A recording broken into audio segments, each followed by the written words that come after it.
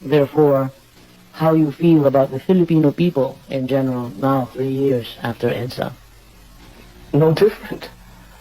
I do not believe that what happened at EDSA was, I think it was terribly well organized. I mean, it was very well done, very well organized. I'm sure there was a core group in that who believed. There were mistakes in my father's administration, for which I'm sure people were hurt.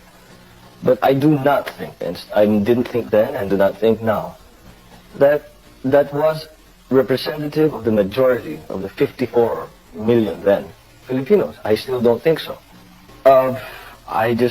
First of all, there was no revolution. I never saw a revolution. We left because we did not want to kill fellow Filipinos. We left the palace to go to Ilocos. We were tricked into coming to Hawaii. And I don't see in that a revolution. I cannot see how that constitutes a revolution. I cannot see, you see, it's impossible for me to differentiate how do I feel about the Filipinos. How do I feel about myself? I'm one of the Filipinos. It's impossible for me to say, I think about Filipinos that way. I think about myself in a certain way. I think about them in the same way. I'm a Filipino. I love my country. I love the people more than I love my country more than any other place in the world. I've been everywhere. I love my people more than any other people in the world. Perhaps I'm prejudiced. Now, so be it. And no, nothing has changed. Nothing has changed, not one tiny little bit. I can't see why it should. They haven't changed. I haven't changed. It's the same. Is there anything you would like to say to address yourself directly to the Filipino people, perhaps in our own language? Well, in spite of how far we are, nandito kami ngayon sa Honolulu, malayo-layo kami sa inyo lahat.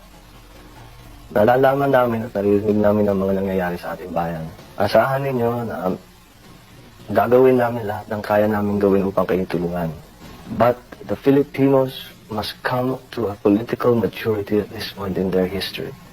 Filipinos must understand that they must exercise their political will for what they believe to be right and what they believe to be just. We know the conditions that they find themselves in now. We know what life is like in the Philippines now.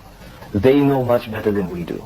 They must now exercise their political will, their political energy to make changes, to make their lives easier, better, and correct. And it's a turning point in the history of our country.